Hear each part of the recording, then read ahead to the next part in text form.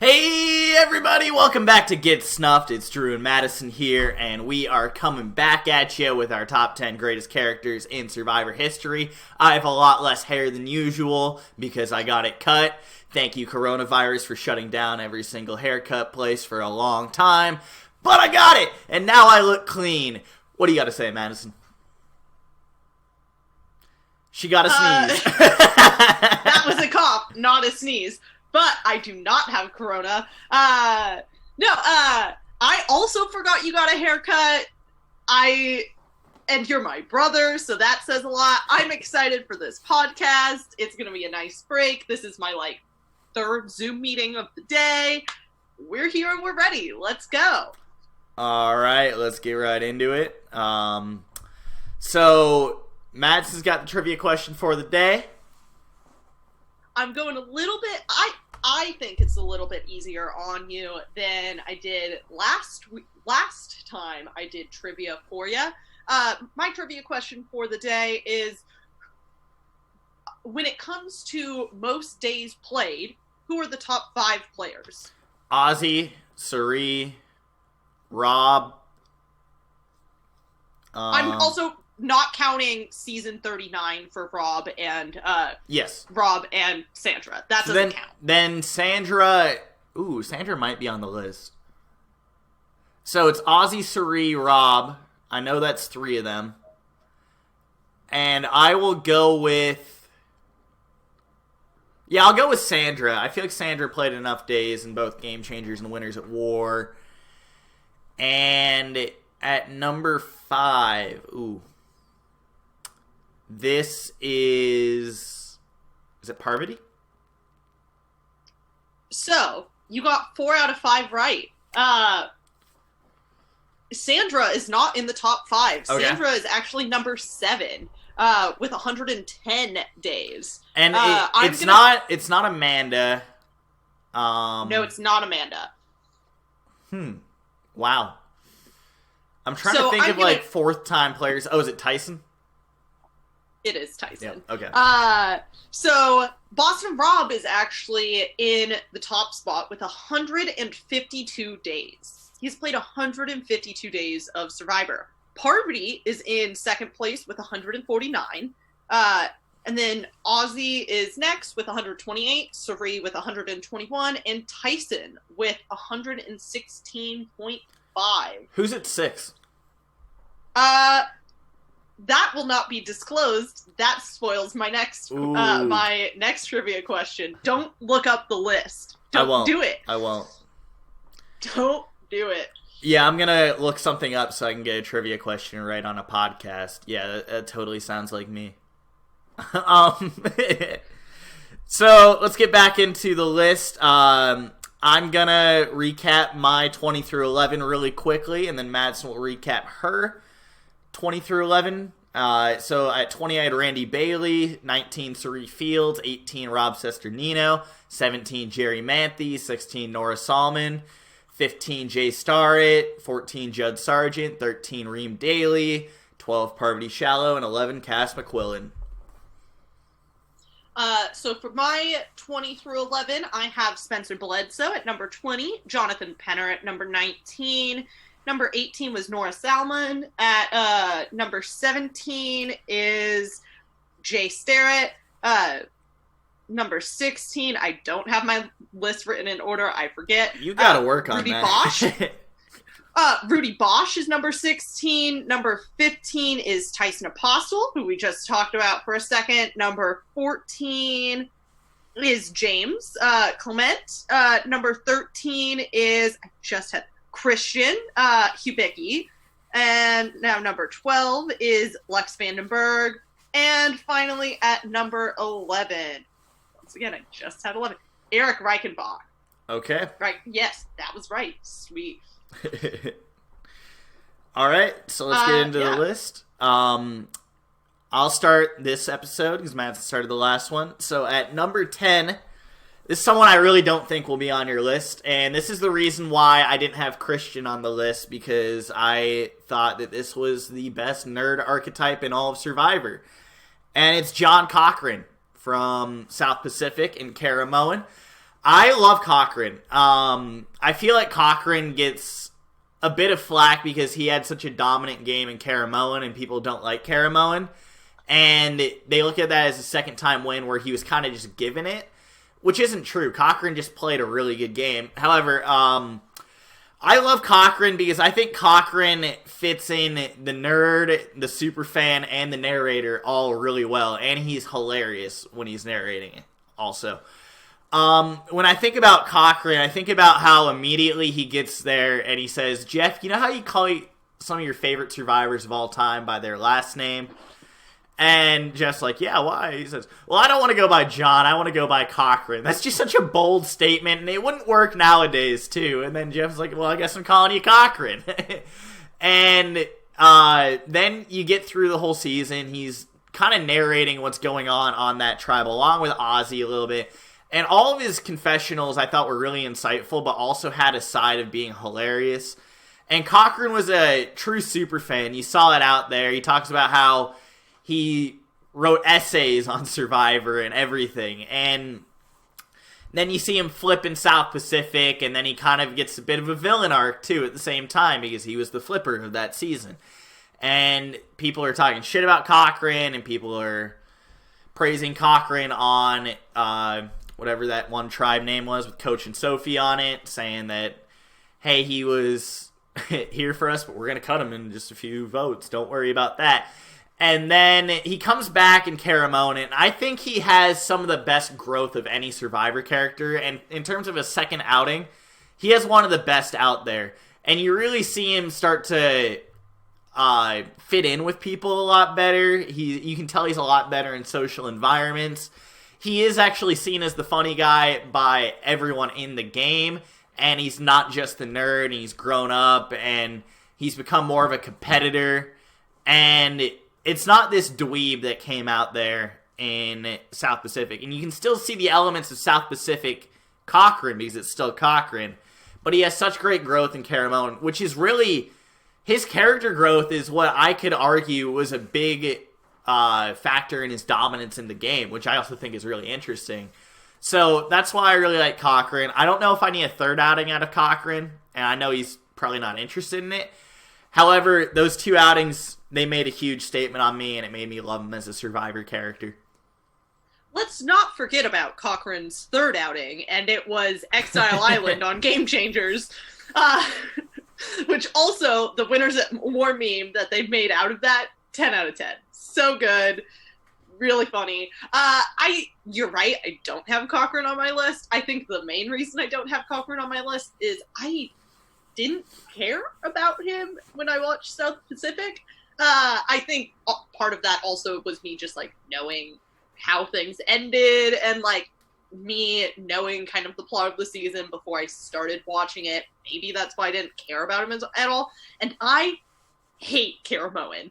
Caramoan is honestly my least favorite season. I hate it. I tried to watch Caramoan, and I don't think I made it past episode 3. I think I gave up sometime in the middle of episode 3. I never had a moment watching One World, which was the season I tried to watch right after Caramoan, that I could not sit and watch the season. There was not a moment where I was like, oh, I'll stop. I can't handle this anymore in One World. But Caramoan had a lot of those. And I think that just turns me off of Cochran as a character, because that's the season where he really shined. That was, like, he was kind of a star in South Pacific, but, like, Caramoan is his season. Mm-hmm. And I can't watch Caramoan. So he's not in my top 20. Sorry, it's nothing personal, Cochran. I guess it helps that I look at it in the standpoint of Cochran was, honestly, I think he was my favorite character in 2 seasons that he played. I never saw anyone else on those seasons besides Coach as arguably more entertaining. And I just think Coach had better outings previously. So it makes Cochran stick out to me a lot more. And even if these seasons aren't my favorite, even though in that Dark Age of Survivor, unless you include Philippines, South Pacific's probably my favorite season in that Dark Age. I saw Cochran as this beam of light, and I thought that he was just so fun, one of these memorable people from the Dark Age of Survivor, and it makes me see him on a pedestal, maybe. Yeah, no, that's totally fair. I think my just deep hatred of Caramoan is never going to allow me to like Cochran that much. Mm-hmm. And, whatever. Anything else you want to say about Cochran? Well, let's move on to your number 10. Well, my number 10, funnily enough, has played with John Cochran before. Also a product, technically, of the dark era of Survivor. My number 10 is Malcolm from Philippines, Caramoan, and Game Changers. I'm completely ignoring his Game Changers outing. Not Game Changers, his Caramoan outing, because I don't really know it. But Philippines, one of my favorite seasons of all time. It's definitely in my top 3. I love Philippines a lot. And obviously, Malcolm is great. I think you can tell even just, you could see a short video clip of Malcolm just like walking down the street, and you can tell he's just like this great guy. He's super charismatic. He's someone you want to be around, and he's someone you want to trust, which is why I think he's kind of the most, I think he, out of the archetype that he fits in, which is the Aussie archetype, he has the best shot to win out of any of them. By far, he's the best player. He is smarter than you'd give him credit for. He's also willing to just, like, do whatever. He doesn't care if he hurts people, but he doesn't, like, actively try to. He doesn't really care, like, if his moves flop. Like, he's gonna just try it and hope for the best. Like, if he thinks that that's his best play to get to the end, even if it has only, like, a 50% chance of of succeeding, it's his best play. He's gonna take it. And that's what I appreciate so much about Malcolm. Obviously, he has great moments in all of his seasons. Him and Denise dealing with all of the people on, it's not Tandang. Matt Singh. What's the name of the tribe? Matt Singh. I was like, Matt Singh. Having to deal with all of those characters, impressive. Super impressive. He really didn't do he got screwed at the end by Denise, although who can blame her or anyone else for being like, we gotta cut him now, he's gotta go, we can't have Malcolm sitting in the final 3, we're not gonna beat him. Once again, skipping Caramoan, even though I know there's a ton of great moments of Malcolm in Caramoan. And then Game Changers, he got screwed by that, that not great twist of having 2 tribes at the same tribal council. It was very entertaining, but he definitely got screwed over by that, and definitely by JT. JT totally ruined his game. And just, I hope we see Malcolm on our TV screens again, especially after Game Changers. He deserves another shot. He'd be a great 4-time Survivor player to have. He'd be our most recent 4-time player, if I'm not mistaken. Because Tyson. Yeah. My brain is Tyson not was working. earlier, yes. It usually does. Yeah, Tyson was earlier, but I think Tyson's the only person who's played after him. Don't worry about it. It's not a huge issue. I'm just talking in circles. Malcolm's great. I love him. I want to see him again. I like Malcolm a lot. However, I only had him on my short list because I didn't see much depth to Malcolm besides, I love this guy. I don't really know why I love him.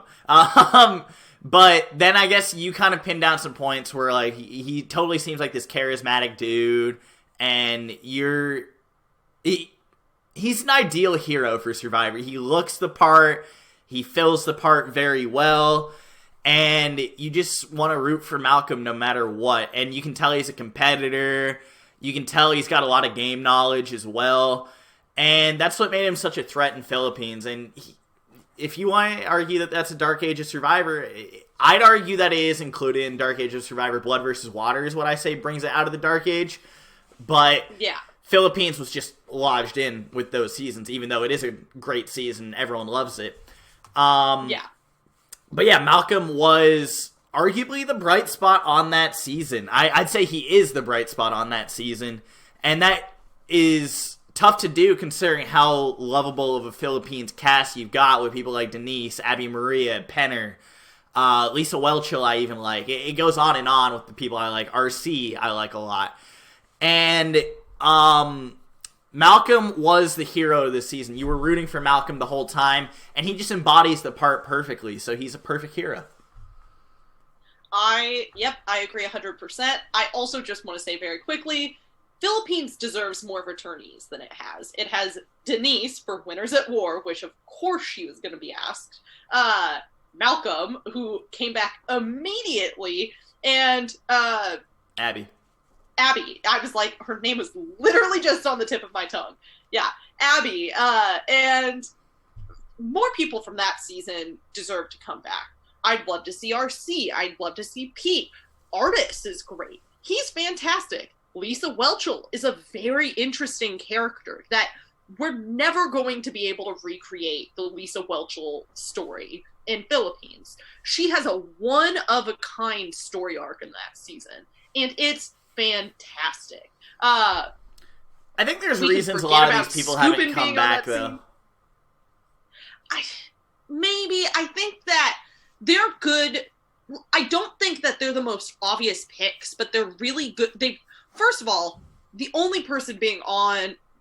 Abby should not have been the only person on the second chance list from Philippines. There should have been at least one more person from Philippines. RC would have been, but RC doesn't want to play with Abby. That's the problem. They hate each other a lot.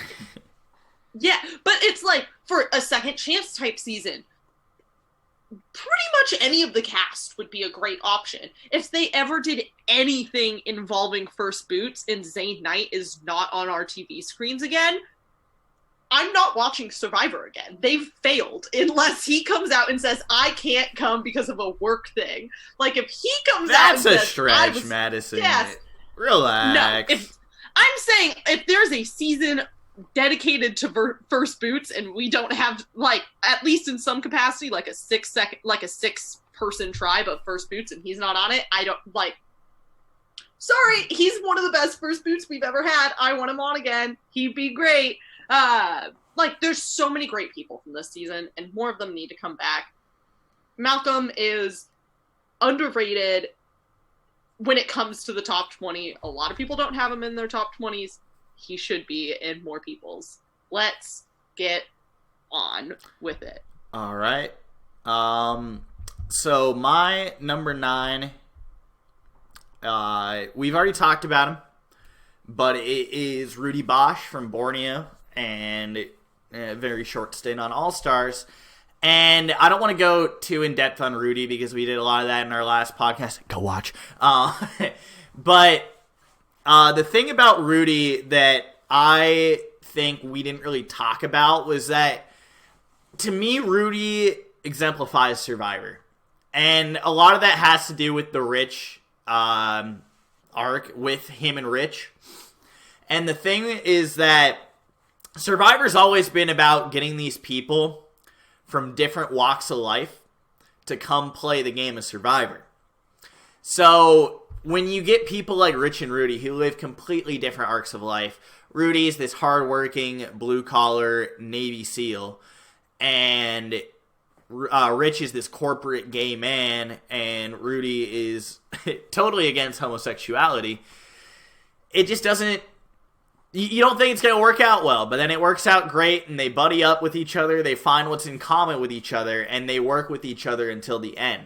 And this is something that I think exemplifies Survivor. You got to find that common ground with people. You got to find what you have in common with these people that you don't really know on this island, and you got to get to the end with them somehow, and you got to forge bonds.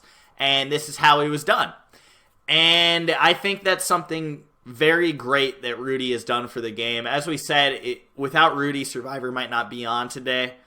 And that's the one character I genuinely feel that about on Borneo. You could argue Richard Hatch, but I think there was some other strategic gameplay that some people were playing up on Borneo, it's just Richard Hatch ended up getting the edit because he was the winner. And Rudy was that one character and that one guy from a different walk of life than someone else who ended up forging a bond with that person of a different walk of life. And on top of that, Rudy is absolutely hilarious. He's kind of an anomaly when it comes to people that have been on Survivor. You haven't seen someone that old on Survivor that has still been so strikingly hilarious and fun throughout the show, whether it's their confessionals, whether it's the moments on the show. Because the next oldest person to be on Survivor, I think, is Joe from Co Wrong, and he was buried in the edit. Nobody really cared about Joe. It's just like, you like Joe because he's Aubrey's sidekick. That's kind of what it was. You just haven't seen old people like that on Survivor that have really made that impact. Janet would be the most recent, and that's what I think makes Janet so unique in terms of a lot more recent of players.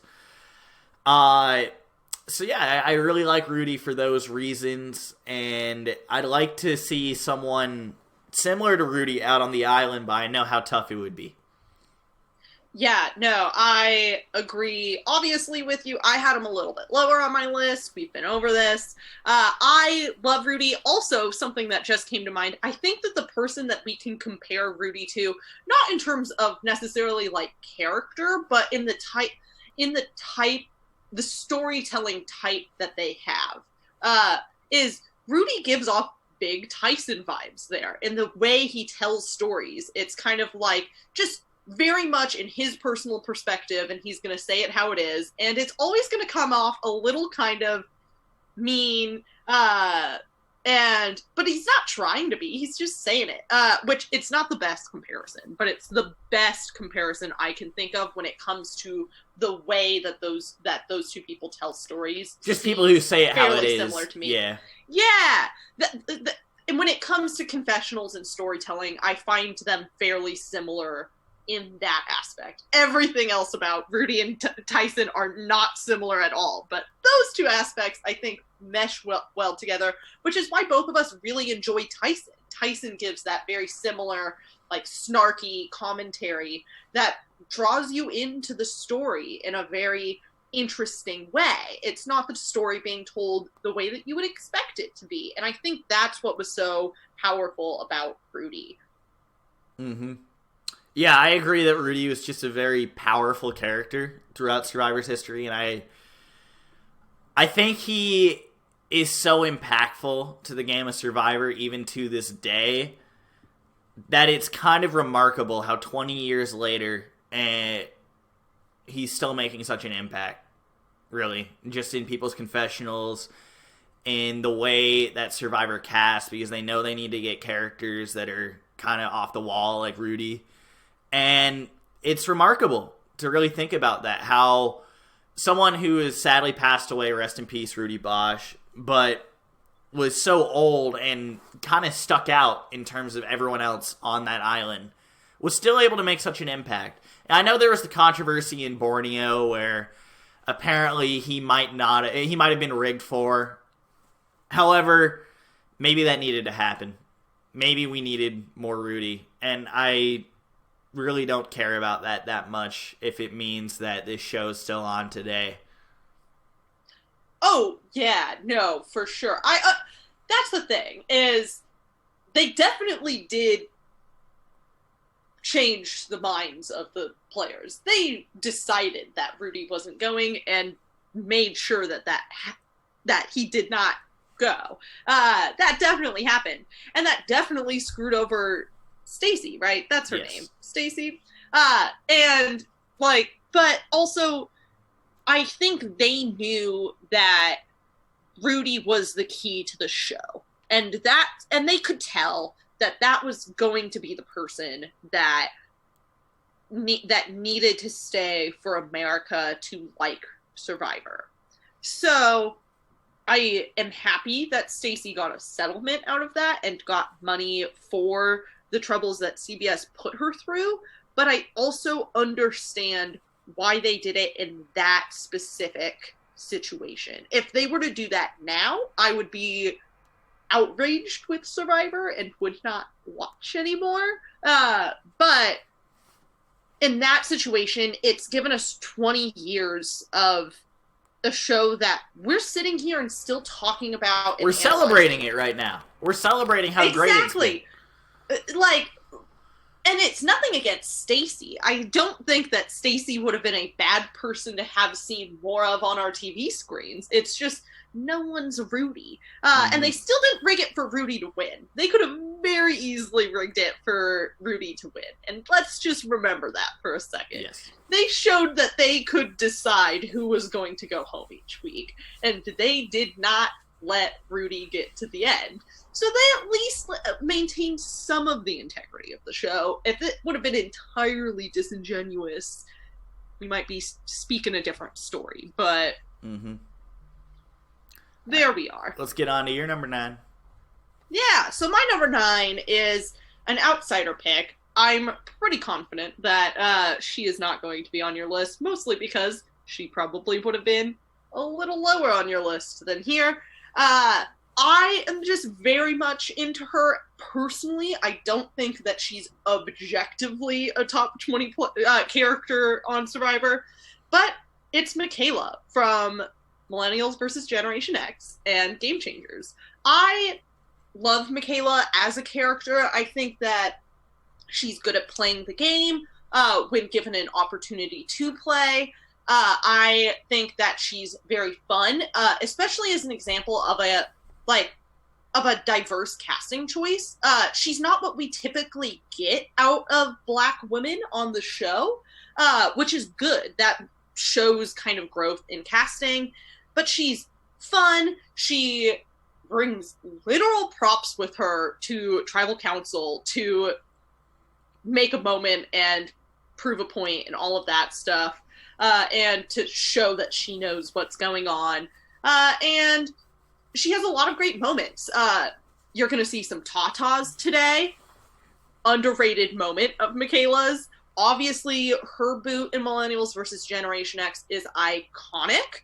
And even in Game Changers, she had some good moments. Her friendship with Suri in Game Changers was so nice to watch, and it really felt like you got to experience this genuine mentor-mentee relationship. Suri was really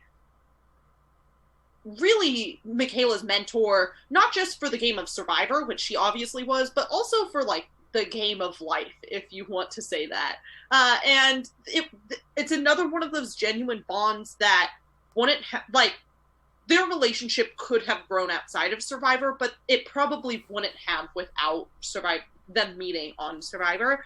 And I'm really happy that those two have gotten to be in each other's lives.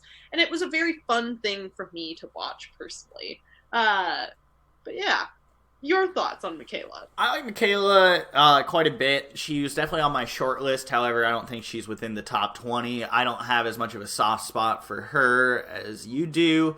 But I definitely think we'll get to some players where I'm going to say, hey, I have a soft spot for this player, and this is putting them above a lot of other people that, you know, you're going to be, like, baffled by. And we'll get to that. However, I do like Michaela in the fact that she is this good gamer, and then she also just was someone who kind of had a different approach to how she talked during confessionals. She was unlike other people when it came to her confessionals. She was just blunt with you. She told you straight up. She told you how it is, kind of like Rudy or Tyson. And it was fun. It was really fun. She's definitely one of the best pre-mergers in Survivor history.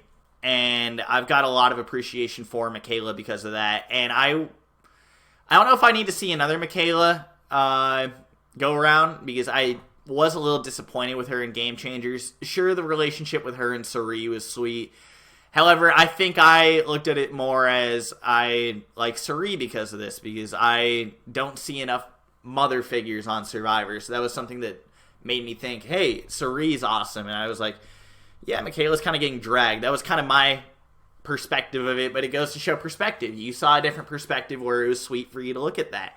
And it goes to show how other people can have different feelings about different people in Survivor. So it does bring up that the internet can be a little crazy when you say, hey, I like this character. And then someone's like, I hate this character. I see it a lot with Rick Devens, for example. I think a lot of people really hate Rick Devens, and a lot of people really love Rick Devens on the internet. And I'm one of those people who loves him. I'll go out and say that right now. He's not in my top 20. He was in my second to last cut, though. But anyway, getting back to Michaela, it just shows that sometimes people have soft spots for characters. And Madison's one of those people right here. She's like, I love Michaela. This is someone that I will ride or die by. And there's nothing wrong with that. Yeah, and I know that she's objectively not a top 20 character. I get it. There's no objectives with this, though. I do think there is, like, you could make you can make an objective list as long as you're compiling from enough different perspectives. And so if someone were to make an objective top 20 Survivor characters list, you could also probably make an objective, like, top 20 Survivor characters list purely based on data. You could plug stuff into a computer based on, like, confessional counts, days played, like, Twitter followers, like, all of these different aspects, and probably come up with a fairly accurate top 20 Survivor characters list through AI. And that would be objective. Anyways, but I think she's great. I think that some of the reason that she might not have been as appealing in Game Changers, I think some of that goes with some behind the scenes info where really she didn't get along with her tribe and Millennials Gen X until they got evacuated because of the hurricane or monsoon or whatever, the storm. And she bonded with everyone there because she got a chance to, like, step out of the game. And I think that's why she never got that chance in Game Changers, which is a flaw in her as a Survivor player, obviously, that she never got that chance. But some of it could just be, like, her upbringing is very different, and she's a Black woman. Black women do worse on Survivor, and it's not because that Black women should do worse on Survivor. It's because of everyone else and every other aspect of the society we live in. And I think some of that could have had to do with Michaela.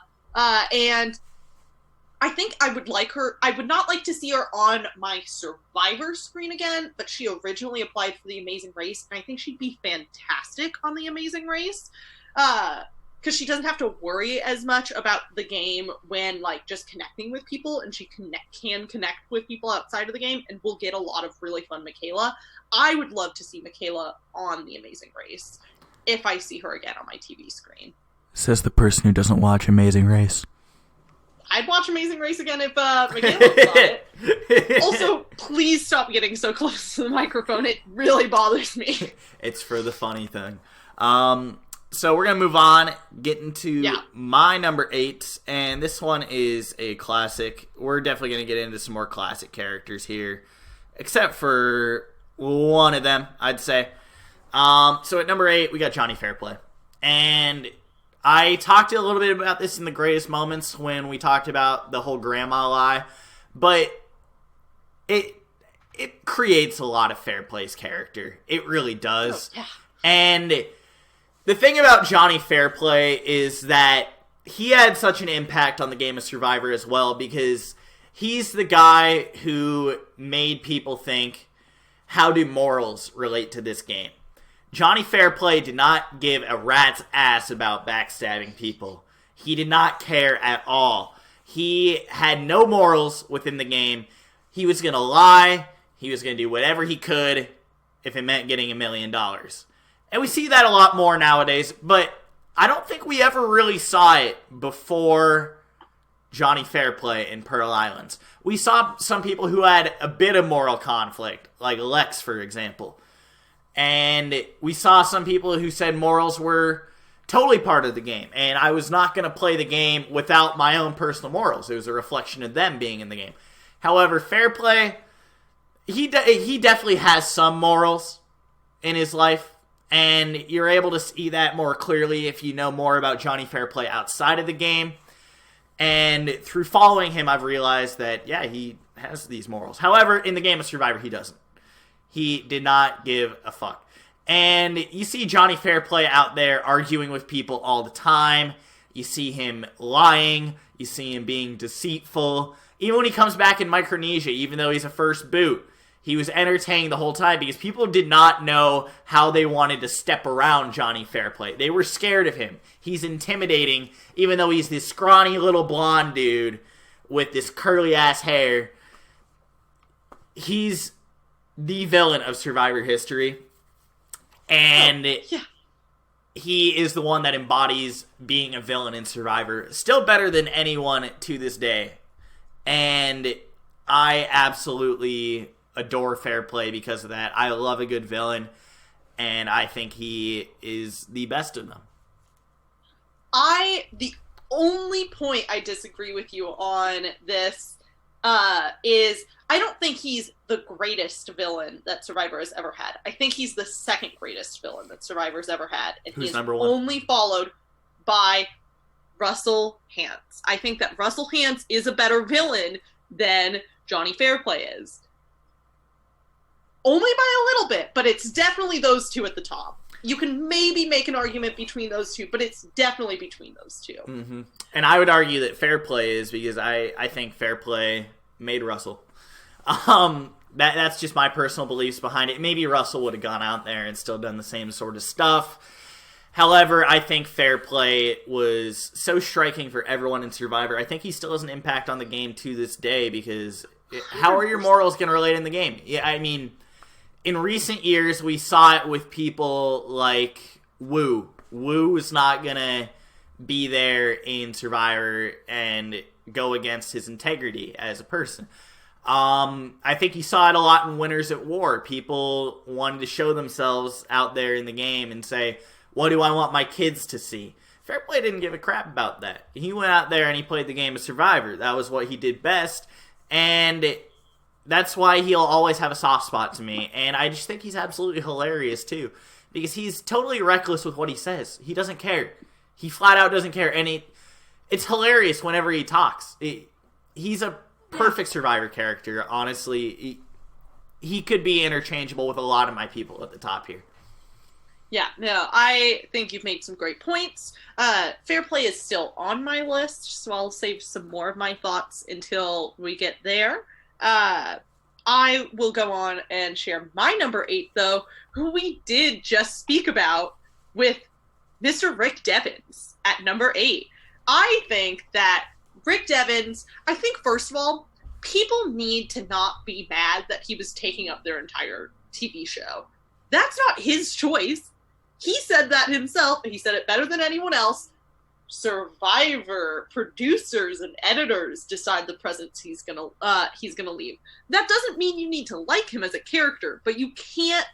If the only reason you were mad at Rick Devens is for the amount of screen time he had, don't be mad at Rick Devens. I just wanted to get that out of the way real fast. I think that Rick Devens is he's going to be an iconic character, especially from the 30s, the modern era of Survivor. I think that he is hilarious. I like that he very clearly connects his confessionals with his profession. It makes them, A, more likely to be aired, and B, funnier. They're so funny. He's great at giving confessionals. Especially when his back is against the wall, he just likes to fuck with people. And that's hilarious. I love it.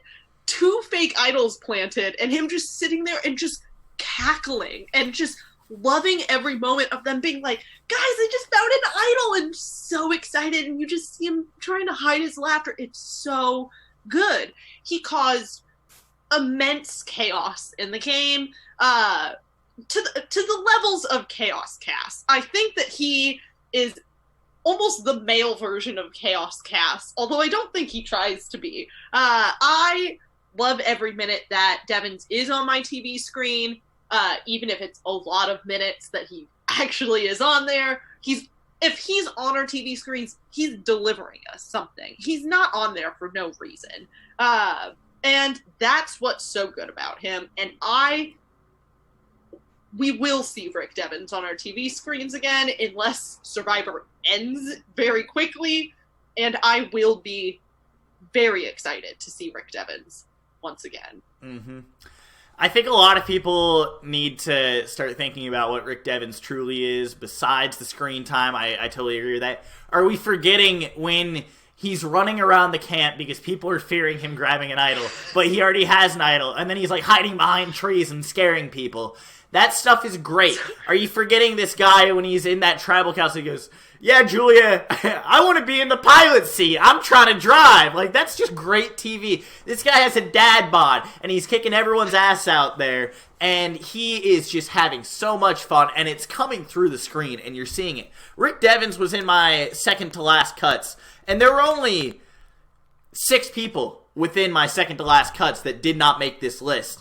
And we've already mentioned 3 of them. In my final cut, I had James and Christian, and then I had Rick Devens in my second to last cut. And it just goes to show how much I love Rick Devens, too. Mind you, you talked about how he talks about his profession a lot. I did find that a little corny, which was something that made me push back a little bit. It's funny a couple times, but when it keeps on coming back in, it's not as great. However, I still think Rick Devens' exuberance from when he was on the screen was just absolutely magnificent. And I'm thankful for Rick Devens as a Survivor character in terms of recent seasons. And a lot of people aren't that high on recent seasons.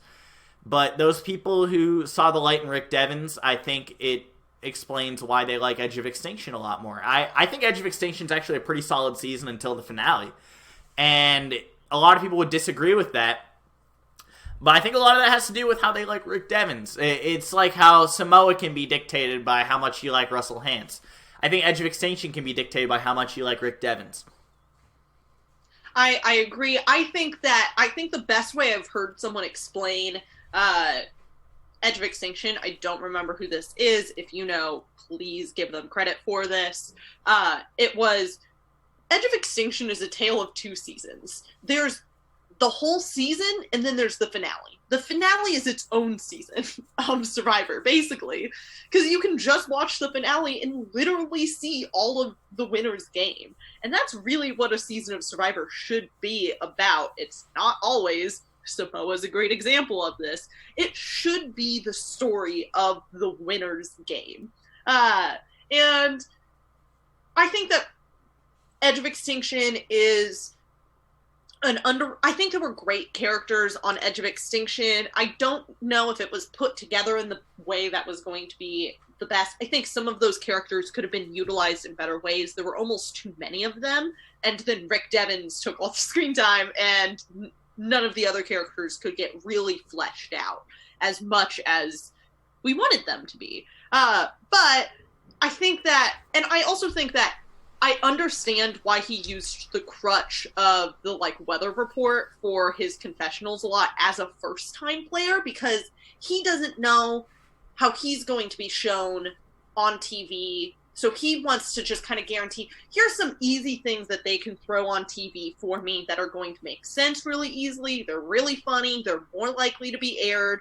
I'm definitely going to be on TV if those are there. If he does it at the same frequency or more frequent as a returning player, that will tick me off a little bit more, because then it's like, Rick Devens, you know you're going to be a big star this season. Mm-hmm. You know they're going to focus on you. If you're still kind of relying on that crutch a little bit, that's a little frustrating. But in his first season, I understand. And once again, you can't blame him for what they decided to air of him.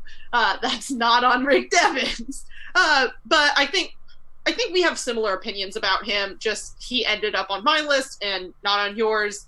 He was in your last cuts. I don't have as many players on my list as you do, at least available to my list as you do as yours. I probably did rank him higher than you would have anyways if he was on your list. But I think he's fantastic. He's one of the best modern players of Survivor, both from a gameplay aspect and from a character aspect. The only reason Rick Devens got voted out of the game was because of a really, really bad tribe swap. There has almost never been a worse tribe swap. There's been a couple, but it's in the top 5 of worst tribe swaps for people, most unlucky tribe swaps, just because it was basically the same tribes. And they'd already voted out everyone they wanted to vote out, which sucks. So I don't fault him for that, and I think that stop sleeping on Rick Devens, people. He's really amazing. All right, yep. So we're going to get into number 7. And at number 7, I have someone that I truly feel shows similar exuberance to Rick Devens and just makes me happy when I'm watching TV. And this one, it's definitely more in doses, but it still shows. And that's Keith Nale in San Juan del Sur in Second Chance. And you've got 2 highly iconic, as you like to say, highly iconic moments of Keith Nale. Number 1, stick to the plan in my greatest moments. Number 2, the tuk tuk. And these are just 2 awesome moments that speak Keith Nale. And they speak what he's about, too. He's just this guy who's out there, and he doesn't really know what he's doing, but he's trying his best. And he just wants to have a good time, even though he kind of hates it out there. And he doesn't find Survivor to be a fun game, but he goes out and plays Survivor either way. First time for his son, second time for America. And that's a true man right there, Keith Nale. Whew. He wants to go on a cruise, but he doesn't want to let people down. And he's just someone, like, no matter where he's at, what he's doing, who he's talking to, you're going to see Keith Nale there, and you're going to have a smile on your face. He is one of those good heroes from Survivor that isn't really a game player, you know? And we don't get enough of those people anymore because everyone knows the game so well. So Keith Nale sticks out in terms of modern Survivor, and I am totally here for it. Keith Nale is someone that just made me happy all around. Yes, Keith is fantastic. I love Keith Nale. The Tuk Tuk moment was almost on my top 20 greatest moments. I love that moment. Keith Nale is one of the few people who I almost put on my list and did not. I don't have as much of a short list as you do. I maybe had 2 or 3 people on it. Keith Nale was one of those people. Keith Nale is great.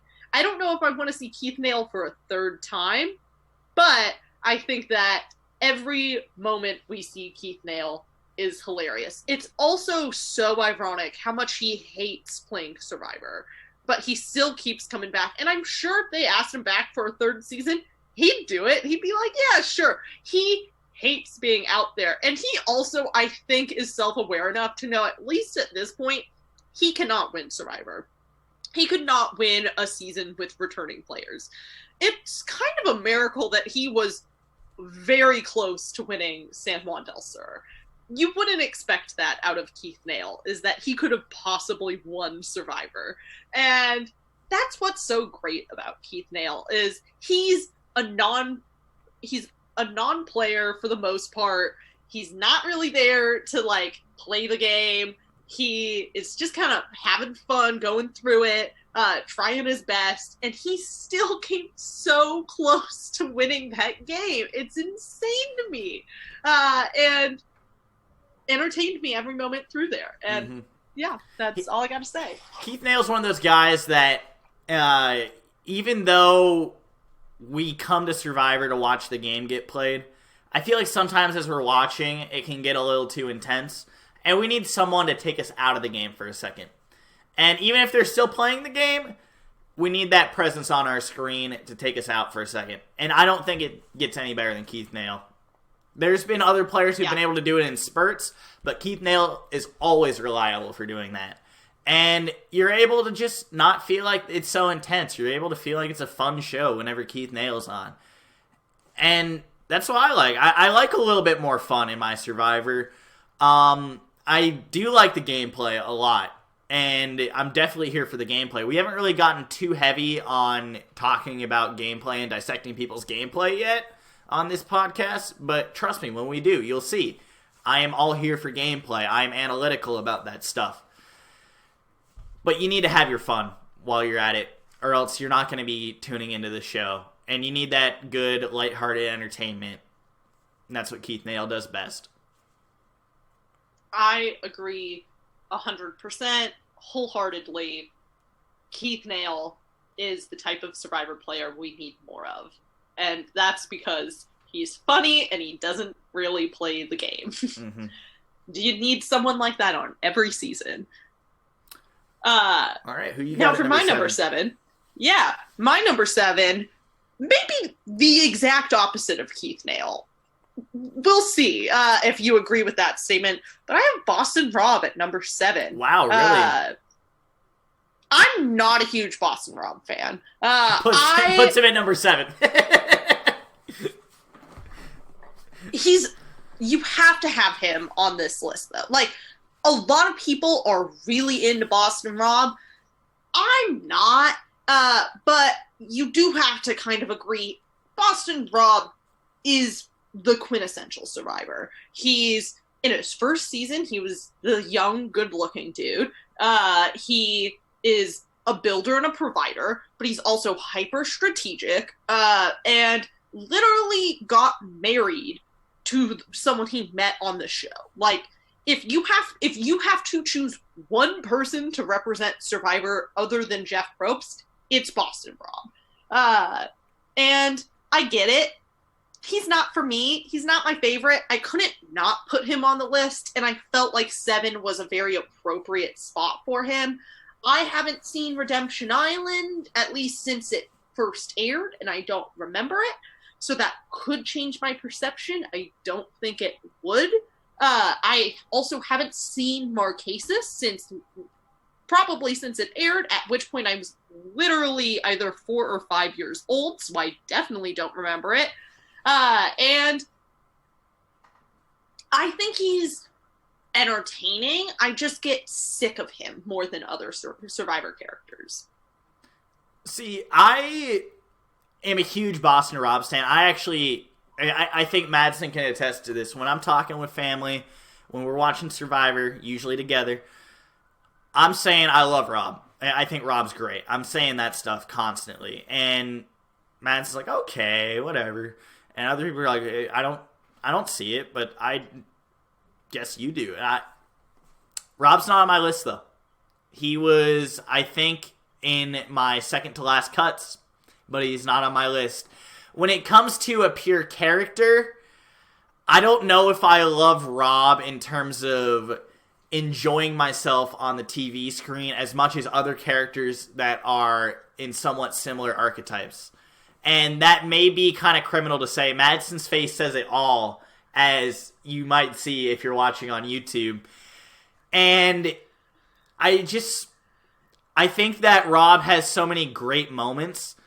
But with that, I see a lot of moments where I'm not as into it. And maybe it's because some of his seasons where he was really dominant weren't the best. And some of his better seasons, in terms of character moments, he wasn't playing as well, but even though they were better seasons. And I look at someone throughout their entire time on Survivor. Robin Marquesas, he was this guy where I think he might have been actually at his best. And the amount of arrogance he had, how he's trying to control the game, it's great. It's fun. And in All-Stars, he just gets that dominance. And when he's winning, that kind of arrogant dominance doesn't show as well. Because he's actually winning. It's like, okay, well, cool, Rob's winning again. And in the seasons where he does show that arrogant dominance, where he's got people by his side, it's fun, but then you're not as compelled because you don't see him on your TV screen for that long. You see him for about 5 or 6 episodes, then he's done. And it just doesn't stick in your mind. You move on to these other storylines that happen throughout seasons, and you attach them. And Madison's still shaking her head. But when it came to pinning down other Survivor characters that I wanted to say I enjoyed more on my TV screen, I felt that Rob wasn't necessarily that one. I think I love him as more of a supporting character, but I don't love him as a lead character. I can't believe that Boston Rob is not on your list. Mm-hmm. I could see him being lower than where I put him.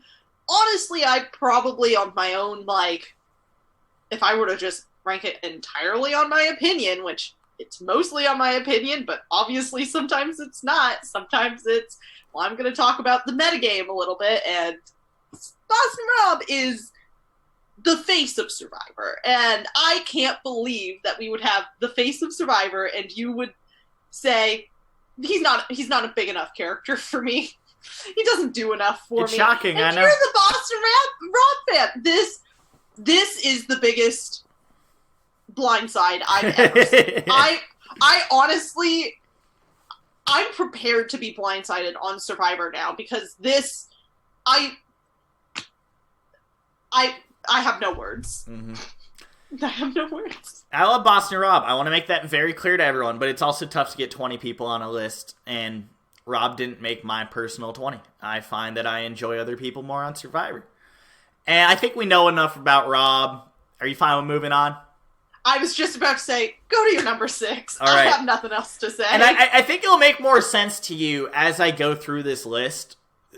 I mean, once you get to this top 6, you'll probably say, yeah, this guy loves these people probably a lot more than Boston Rob. And it'll make more sense to you as I go through it. Anyway, at number 6, we're going on to Boston Rob's best friend in Survivor. We got Tyson Apostle. We've already talked about him, but I need to get my air out on Tyson and just say that we've never seen someone with so much wit in terms of their charm and their humor on Survivor. Tyson's confessionals are amazing.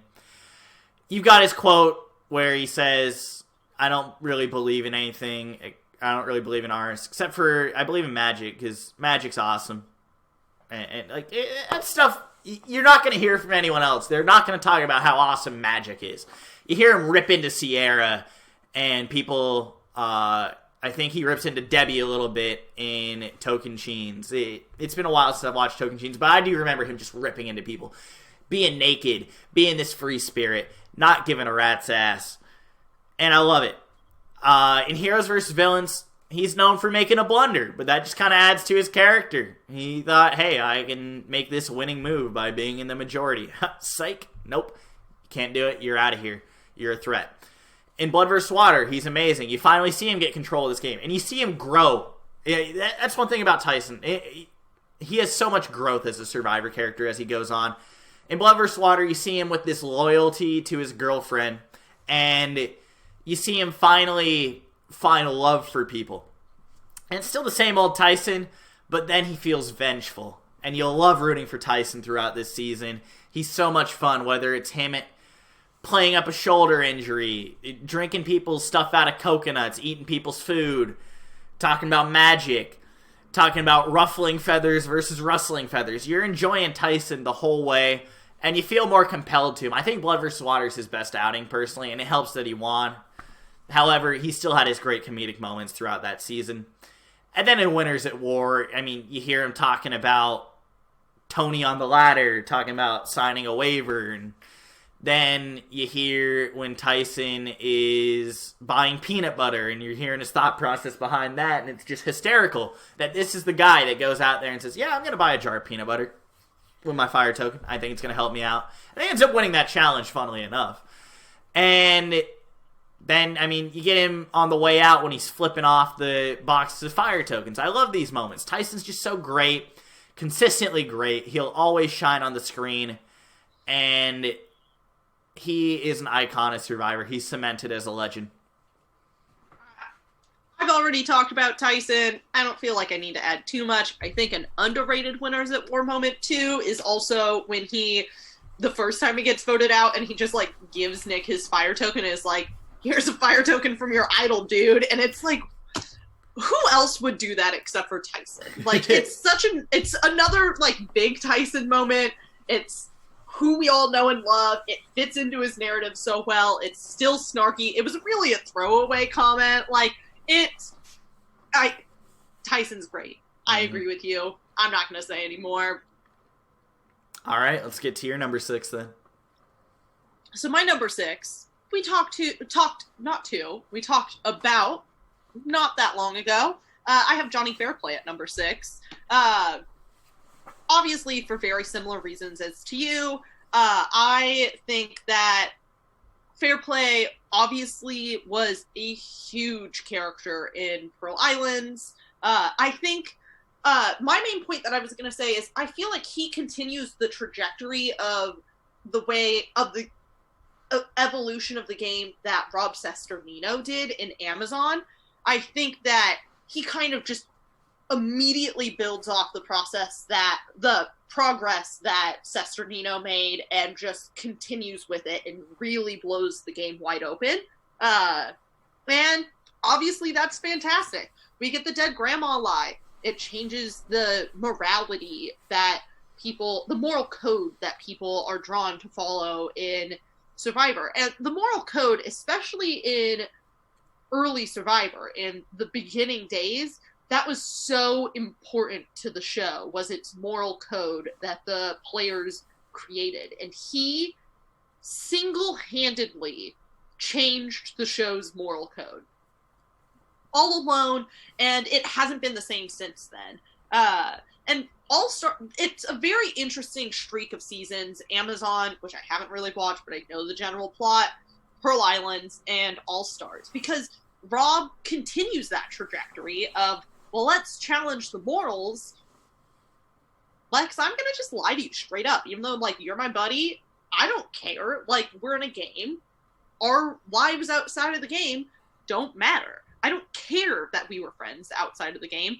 We're just going to continue with this. And Johnny Fairplay should be on our screens again. I think he's finally back in the casting pool, so hopefully we'll be able to see him. I understand why it's been a while since we've seen him, because I don't think he made production very happy in Micronesia, and he was also a little bit more problematic back then. But I honestly believe has grown. I still think he'll play the exact same game. He's grown as a person, but he's the same old Survivor player, and I am all here for it. Johnny Fairplay is a legend.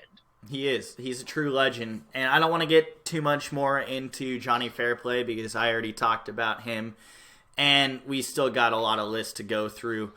But yeah, I totally feel the same way about you. It's just the morality that he brings to the game, but he's also fun while he does it. I think one thing that I failed to mention was we've seen people beef on Survivor prior to Fairplay, but I don't think we've seen somebody beef with as many people, or two people on the same island, really. And he had constant beef with both Sandra and Rupert, and you didn't see that on Survivor. I mean, there might have been little ticks between people with, like, what, Colby and Roger or whatever. It's not the most major stuff, though. But Fairplay is getting into heated arguments with these people. And, I mean, if you have a Survivor rival season, can you get Fairplay and Rupert or Sandra? Like, that'd be great. And I think that's another development that Fairplay had to the game. Like, we didn't really see people feud on the island that much. Fairplay changed that.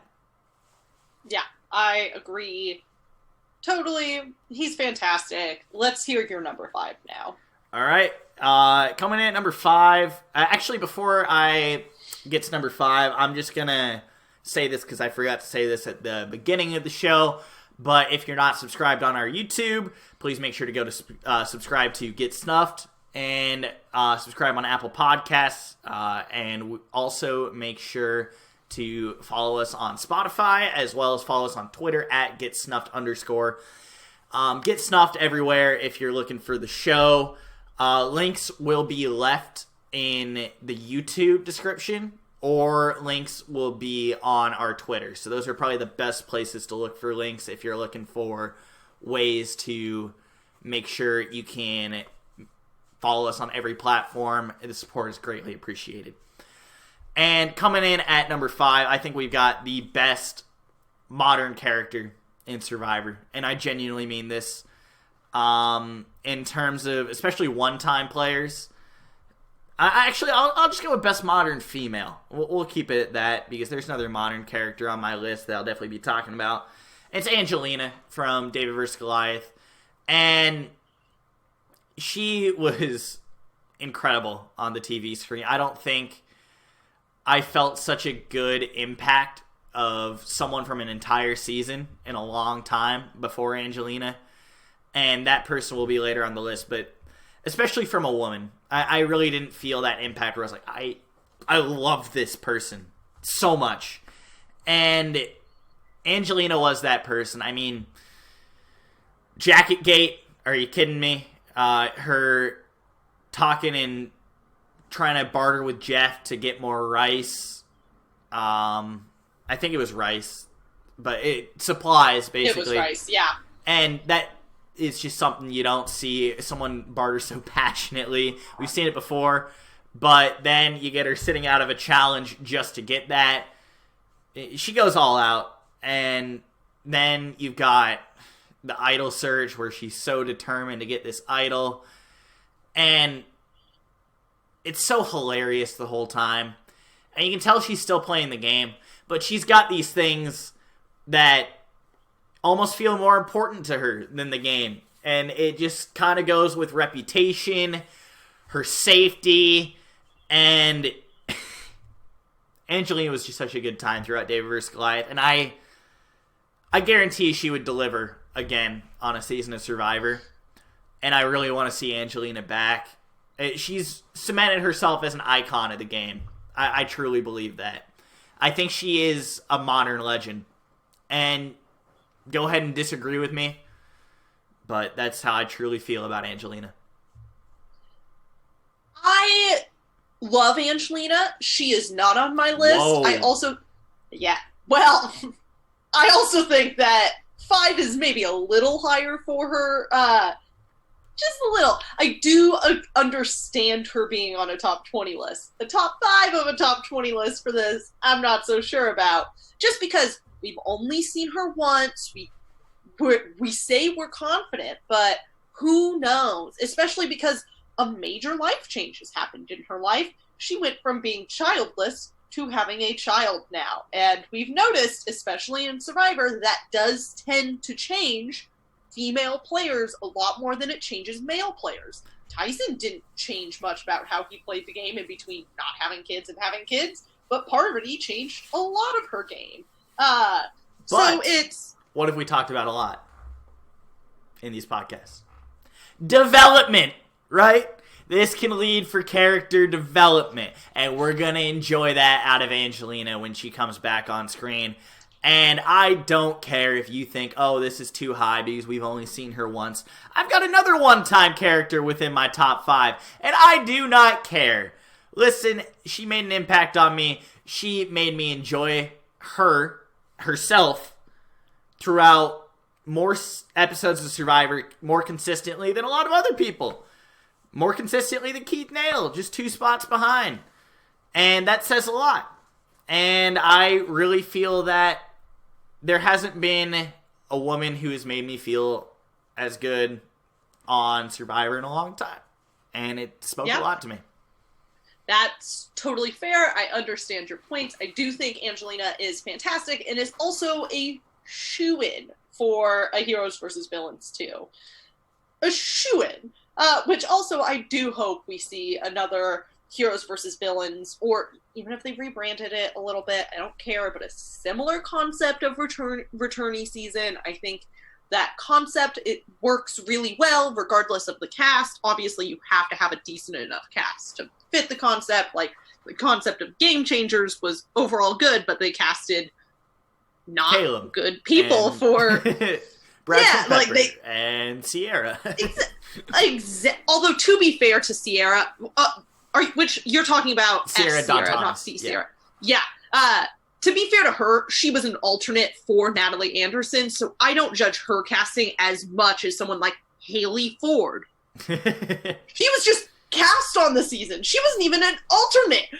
That doesn't make any sense to me. Mm-hmm. We don't need to get into the Game Changers casting right now, but I want to see another Heroes versus Villains. And if we made a list of top even 10 villains, Angelina is on it, hands down. Angelina is one of the best villains that this show has ever seen. And she's not really a villain because she was kind of mean to Dr. Allison. Allison too, yeah. Yeah, she was a little mean to Lyrsa, but she was, I think definitely meaner to Allison. But she was almost mean to Allison, like, in front of other people and not in front of Allison, and everyone else was just like, whatever. They were sick of it too. And that's what's so good about her, is she has no self-awareness. She has absolutely no idea how other people see her. So she just keeps acting really ridiculous and really over the top and doesn't see that it's bothering other people, and that's perfect. It's the same type of thing as, like, Abby Maria. Abby Maria has no self-awareness. Angelina is definitely a better character than Abby Maria, but they have very similar storylines as to where neither of them, like, both of them annoy the hell out of everyone else, and neither of them understand it. Like, they don't get it. And I love watching that on my TV screen. Angelina needs to come back. I will probably be a little while until we see her again. I don't see her leaving a newborn to play Survivor. But we'll see. I would love to see more Angelina. All right. Well, I think we summed that up pretty well. Who do you got at number 5? Yeah. My number 5 is, I was about to say very different from Angelina, but I don't know about that. I don't think they're as different as I originally thought. My number 5 is the queen of Survivor, Sandra Diaz Twine. She's the queen of Survivor. She has to be on my top 20 list. I think that even in her seasons where she was under-edited, which are the 2 seasons she won, Sandra gave you a lot of good material when she was giving you material. I Can Get Loud 2, amazing moment in Pearl Island. Her strategic moments where she was telling Tijuana, like, hey, come listen, like, come eavesdrop on these people with me. And that was a great move. It was really smart. And it was all she needed to do. She wasn't playing the game too hard. She was just doing what she needed to do to get herself to the end. And that's what's so good about Sandra, is for the most part, she doesn't outplay herself. She plays just the right amount. I'd even make that argument for Game Changers, that she wasn't outplaying herself. She did outplay herself in Winners at War. Winners at War, but I don't think that was because of Sandra outplaying herself. You saw Kelly do pretty much the exact same thing in 39, where she had an idol that was expiring and she felt like she had to use it. I think that game mechanic tends to lead to bad moves because people will play the idol when they don't need to, because they just don't want to waste it. So once again, I understand why she made that move in Winners at War. She outplayed herself, though. There's no question about it. But she delivers a ton of great moves. Great moments. All of her anti-Russell sentiment in Heroes vs. Villains, amazing. I don't know about that. We can go on and list some. The sugar in Game Changers. I'll vote you out and you'll still vote for me with Rupert. Yes, like all of these great things. She's always, I'm not going to say always entertaining us. When we see her, she's entertaining. And she's a very distinct Survivor character as well. And that's what I enjoy about Sandra, is you know exactly what you're getting from her. You're going to get it every time. She's consistent in that way, and she knows who her character is, and she will deliver it to you every time. And she's great. All right, so we had a bit of a technical difficulty there. Hopefully I remember to edit this out. If not, well, this is just going to be a hilarious moment in the video. However, Sandra, on my short list, didn't make the list, though. I love Sandra. I didn't necessarily go for icons on my top 20, though. I went for who I personally felt the best about, and that's just what has clearly come out as the difference in our list. However, I do have a lot of iconic characters still to go, but Sandra is great. She always was entertaining whenever she was put on the screen, and I remember things like, Pearl Islands, I did love I Can Get Loud 2 and the eavesdropping. Those were 2 great moments for Sandra. I also love her speaking Spanish in the village at the start of the game. In Heroes vs. Villains, you can talk about how she basically just structured herself as the anti-Russell to win the game. And I think that was a really smart way of playing the game. And I love when she burns Russell's hat, and she just decides, hey, let's have an adversary, and hopefully that'll get me the win in the end, and it does. Then in Game Changers, you've got the sugar thing, and I just think that's hilarious that she eats the sugar and then blames JT for it. That's just perfect gameplay right there. That's how you get it out. Specifically to cause drama between Michaela and JT, who were already beefing. That's the intelligence of the whole thing. Yes. It wasn't like she was just like, JT likes to eat the sugar, let's piss him off. It was, these two are already at each other's throats, let's pit them against each other even more. Even though they all knew they were just going to vote out JT next anyways. That's, everything about that is fantastic from a gameplay perspective and from an entertainment perspective. Yes. And then the other one, in Winners at War, I don't know if Sandra was my favorite in that season. I really don't.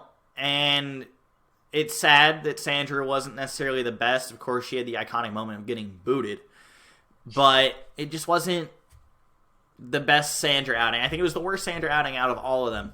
And it's not just because she didn't win. She didn't play an impressive game while not winning. Like in Game Changers, how she played pretty impressively. Sandra just didn't have the same entertainment value. Maybe it's tough when you're with those kind of characters out there, because it's probably the second best cast that's ever been constructed, but I felt like she still had those character moments in the best cast that was ever constructed in Heroes vs. Villains. So it's just, I think I like Sandra a lot, but I like other people more, ultimately. Yeah. And that's why Sandra didn't make my list. No, that's fair. Although I'm a little surprised she's not on your list at all. I do attribute some of her maybe not playing as well as she did, or not giving as much entertainment as she did in Winners at War, to her just being out there for 39. That would have been exhausting, especially since she didn't know she was going out for 40 until she was already out on 39, which I know the players that have played back-to-back haven't known, obviously. Like, Malcolm didn't know he was going on Caramoan. Michaela didn't know she was going on Game Changers. Russell didn't know he was going on Heroes vs. Villains. But they signed up to play. She didn't sign up to play for 39. She signed up to mentor. So kind of transitioning from kind of being a part of Survivor, but being a mentor, to actually being a part of Survivor. I imagine that was a bad, that probably was a not fun transition, and probably affected her gameplay. I'm not going to blame it on outside factors. I'm going season by season. I will say on this one, but I do agree with you that Winners at War was her worst appearance. I think even 39 was technically a better appearance. I think we got more out of her, although that was definitely still more the Boston Rob show on that island. But we still got some good moments from her in 39. And I don't think she played a bad game in 40 either. I think she had herself in a very good position until she outplayed herself. And I don't think she would have done it if that idol didn't have a time limit. It's once again that weird mechanic does change the way people play the game, and it's affected pretty much the two main people to have that problem of, I have an idol that's expiring soon. What should I do with it? You know what Sandra could have used there? An Island of the Idols lesson. See, that's the thing, is I want to see, especially now that you've seen multiple people play with that game mechanic, if they're going to continue it, which I do like, having the idols that have expiration dates, basically, other than Final 5, which is when they have an earlier expiration date. And I like those idols a lot. I hope we continue to see them in Survivor. They're one of the newer twists that I do like a lot. And I'm interested to see if that's still going to be a problem that people face, even though they've seen multiple other people fail. Well, they've seen one person kind of be successful, but not really, and another person definitely not be successful. And I'm very curious to see where the gameplay goes with that. But that's beside the point. Let's move on to your number 4. So number 4 is who I actually predict will be at your number 1. funnily enough. It's Coach from Token Chains. You don't have to reveal it. Heroes vs. Villains South Pacific. And Coach is that one person that he's unbelievable to me. It's just absolutely hilarious what goes on with Coach. And just what he says, you just don't understand where it's coming from. And it seems like he was Debbie before Debbie, but way better. Way better. Yeah. I mean, you hear about all those jobs, the soccer coach, and then him organizing the symphony or whatever. It's like, what the hell? And then he talks about all these like famous poet quotes and, you know, the art of war and everything that goes on in an orchestra. It's just unbelievable what you hear come out of his mouth. And then he kind of contradicts himself at the same time when he's talking about wanting to be next to the best competitors, but then voting out some of the best competitors. It's absolutely hilarious. Exile Island, how he doesn't want to go there, and then he just feels like it's rejuvenated him once he goes there. Then Heroes vs. Villains, he kind of gets crossed with loyalty and contradicts himself again. And it's just like, Coach is not going to stop being Coach, and you realize that. And then South Pacific, I mean, you got his whole thing of being a man of God, which might be his worst outing, but still, it's great. And the Dragon Slayer, man, he never gets old. He's absolutely a ball of surprise. That's how I describe Coach. And it's lovely. He's another true legend of the game, and you cannot say you can't enjoy yourself while you're watching him on TV unless you're actually trying to take him seriously. But I think they try and make sure you're not taking Coach seriously, and he's amazing. Bringing his soccer coach to the loved one visit, his assistant coach.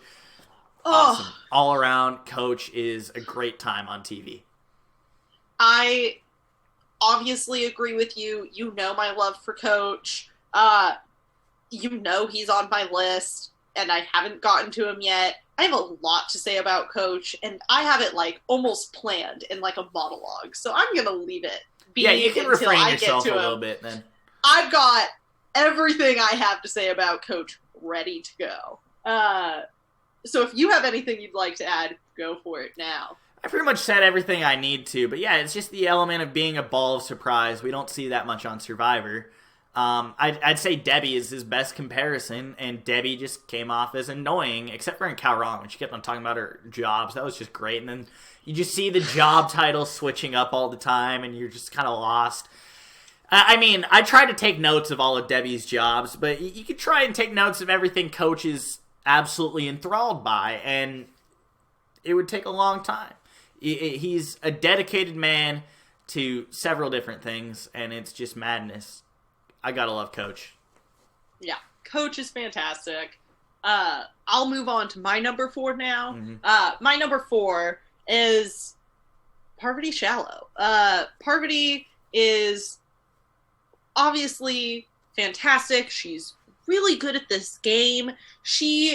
In the first 3 times she played, she had just about the highest average placement. It was either her or Amanda. They were very close in their highest average placements.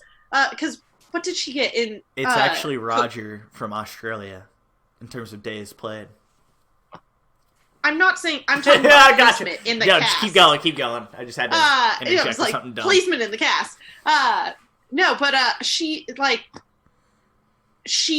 has all the charisma. She is the flirt of the Survivor universe. She is, once again, she's one of those very distinct characters where when you're putting Parvati on TV, you know what you're getting. Even in Winners at War, like, there were scenes where she was like, she may not have been like romantically flirting, but she was like parent flirting with the cast. Yes, like with one of my favorite Boston Rob with the corsage. That's one of my favorite scenes in that. Well, not that specific one, but where they're sitting on the beach and they're like, "Are we missing something? Like, I feel like no one's playing. Like, what's going on? Are we about to get blindsided? Because I really don't think we are." It's just like moments like that are really great Parvati moments. Obviously, that's not like even in the top 10 list of Parvati moments. I'm for some reason drawing a blank right here because I wanted to say Eric's boot, but she didn't really have anything to do with that. She had a great voting confessional to do with it. That's about it. But like she didn't have anything to do with the actual strategy of the vote. The Aussie vote was all her, at least what we were shown. I did hear that maybe Amanda was in on it, and it was kind of her play. Like, obviously Micronesia is the main source of great Parvati moments, but obviously Heroes vs. Villains still has a lot of great moments. Winners at War, Cook Islands has great moments. I haven't seen the post-merge of Cook Islands in a while, so I won't speak to those moments as much, but... Well, the best moment from that, I mentioned it when I talked about Parvati on my list, but it was when she was in a hot tub with Ozzy and Yule, and then she got them all to skinny dip, basically, and that was just like... That's when we saw the start of Parvati as the flirt. That's really when we saw the start of it. And then, I think at that moment, she realized, even though she was going to be voted out next, hey, this is going to work for me. Let me do this if I ever go back out again. And then she did that, and then it built a whole character off of it. I think so, too. I am pretty sure she wasn't super familiar with Survivor when she first played, because I know that she was in the Amazing Race casting pool, not in the Survivor casting pool. That's what she applied for originally. But I think that once she really understood the game, she knew what she needed to do to win, which is why she won Micronesia. She was pretty close to being the first boot of that season. She pulled a Nick Wilson there. If Johnny Fairplay hadn't literally hurt himself, Parvati probably was the first boot of that season. And she worked from being the first boot to being the winner. And anytime people can do that, I think that's just super impressive. She was close on Heroes vs. Villains, too. She was a target right out of the gate.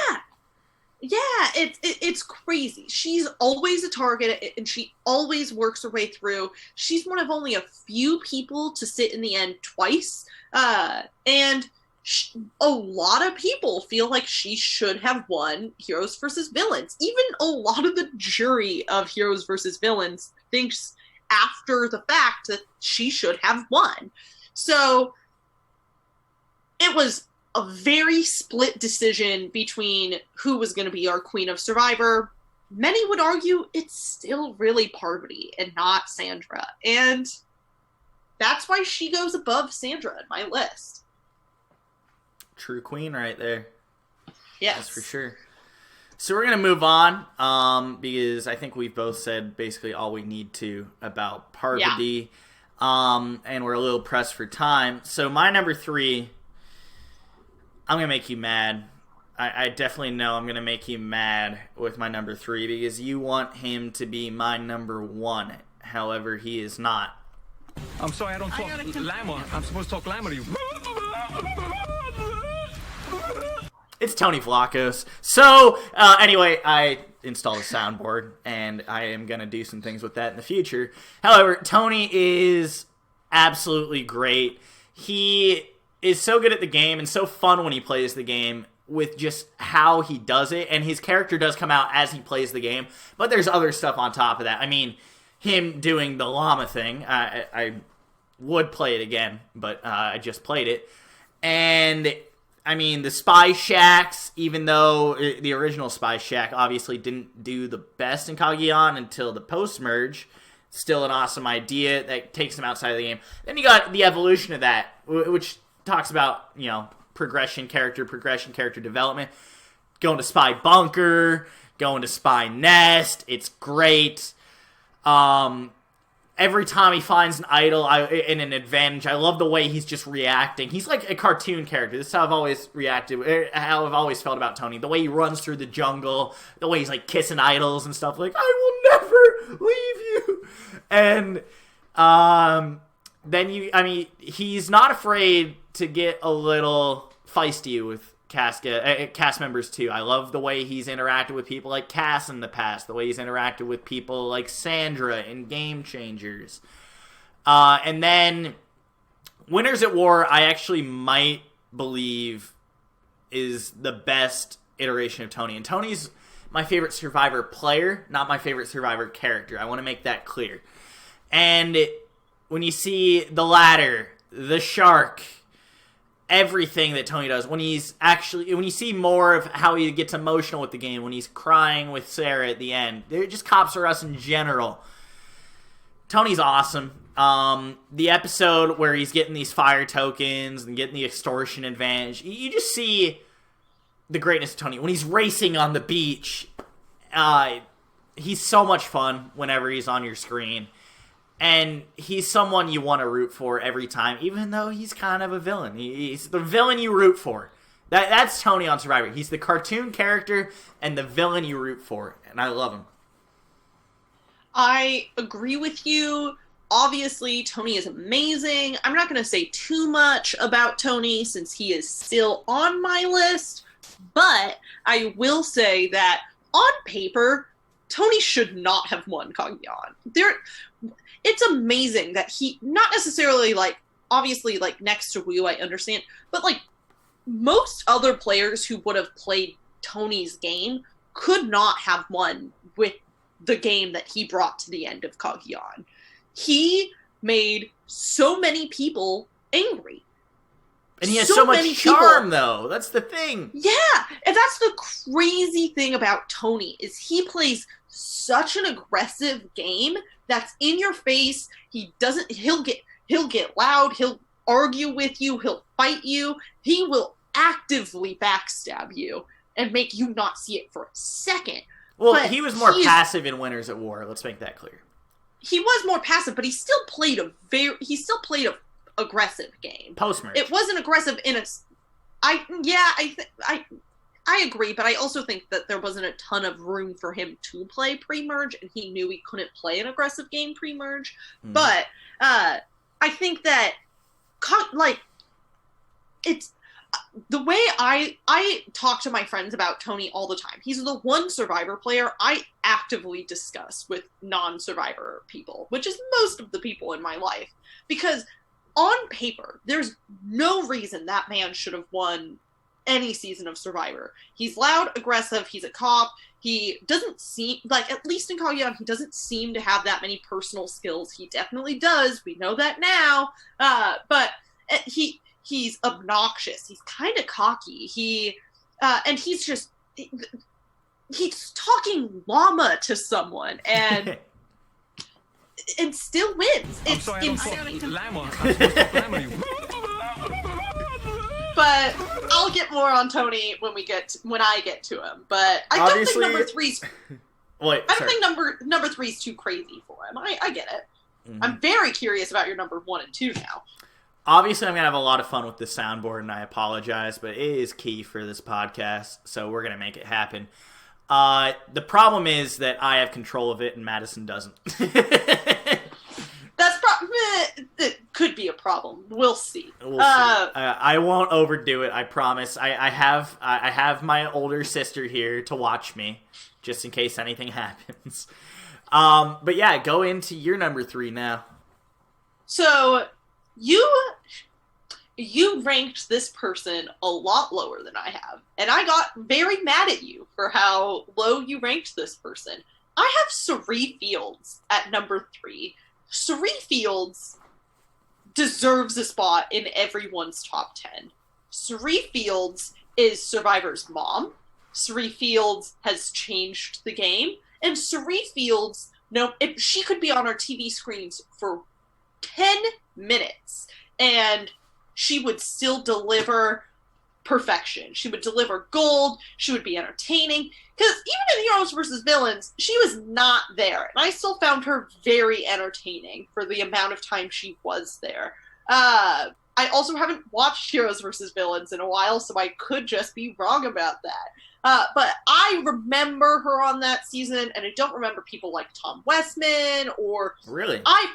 I don't remember Tom Westman on that season very much, but I also haven't seen Palau, so that Tom could be kind of saved himself with an idol. I know, but then he went the next episode, if I'm not mistaken. So because he was the one beefing with James. Yeah, but also, like, Stephanie. I forget that Stephanie is on that season at all. I do not remember Stephanie flat out in that season. And Suri was still an early boot, and I still remember her very clearly.